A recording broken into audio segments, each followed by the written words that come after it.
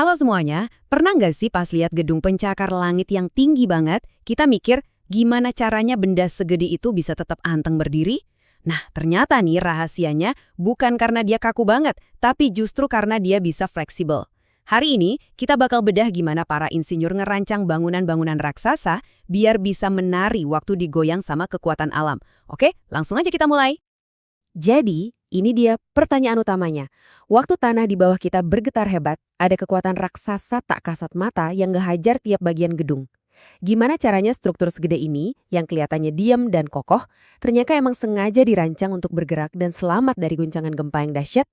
Oke, hal pertama yang harus kita pahami, bangunan itu nggak statis. Mereka bergerak, bergetar dan melentur. Nah, yang keren dari slide ini adalah, ini data beneran loh, dari gedung Transamerika yang ikonik itu. Insinyur beneran ngerekam gimana gedung ini bergerak di lantai yang beda-beda pas gempa Loma Prieta. Ini bukti nyata kalau dinamika itu ya emang bagian dari kehidupan sebuah gedung. Ya iyalah, kita kan nggak mungkin bangun gedung pencakar langit beneran terus kita goyang-goyangin buat ngetes kan? Nggak masuk akal dan mahal banget. Jadi, para insinyur melakuin hal paling cerdas berikutnya. Mereka ngebangun sebuah model. Bukan model fisik pakai maket, tapi model matematika yang bisa memprediksi gimana si struktur bakal bergerak. Nah, proses ini namanya idealisasi. Jadi kita ambil struktur nyata yang super rumit dengan semua balok, kolom, sambungan perintilannya, dan kita sederhanain. Tujuannya apa? Dengan mengubahnya jadi model shear building yang lebih simple, insinyur bisa ngintip masa depan dan nyari tahu potensi masalah fatal di tahap desain, jauh sebelum ada pembangunan. Intinya adalah prediksi dan pencegahan.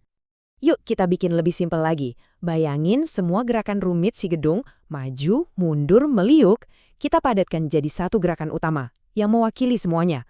Misalnya gerakan horizontal di atapnya. Nah, inilah yang disebut sistem derajat kebebasan tunggal atau SDF. Ini model paling dasar, tapi justru ini kunci buat ngerti prinsip-prinsip utama dinamika struktur. Oke, konsep modelnya udah dapat ya. Sekarang pertanyaannya, apa aja sih bahan-bahan atau komponen utama yang kita butuhin buat ngebangun model matematika ini? Ternyata cuma ada beberapa properti fundamental aja yang perlu kita tahu. Pertama, ada massa, simbolnya M. Ini bukan sekedar berat ya, tapi lebih tepatnya inersia, atau gampangnya, sifat malas dari suatu benda buat berubah gerak. Di gedung, massa ini kebanyakan datang dari lantai beton yang berat-berat itu.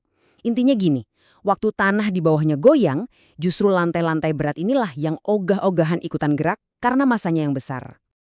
Komponen kedua adalah kekakuan, simbolnya K. Anggap aja ini kayak sifat pegas atau per dari bangunan. Kekakuan itu kemampuan struktur buat nahan perubahan bentuk. Nah, sifat ini kebanyakan disumbang sama elemen-elemen vertikal kayak kolom dan dinding. Makin kaku sebuah struktur, ya makin besar juga gaya yang dibutuhin buat bikin dia melengkung. Dan konsep-konsep ini bukan cuma teori di buku loh. Lihat deh, ini udah kayak alfabetnya para insinyur struktur. Dan ini diambil langsung dari Standar Nasional Indonesia. Ada simbol buat berat, kekakuan, periode getar. Ini bahasa universal yang dipakai insinyur setiap hari buat mastiin bangunan kita aman. Oke, kita udah punya massa dan kekakuan. Dengan dua bahan dasar ini, kita bisa ngerakit sebuah prinsip utama, keseimbangan dinamis. Bayangin aja, setiap detik pas gempa, ada 4 gaya yang lagi perang.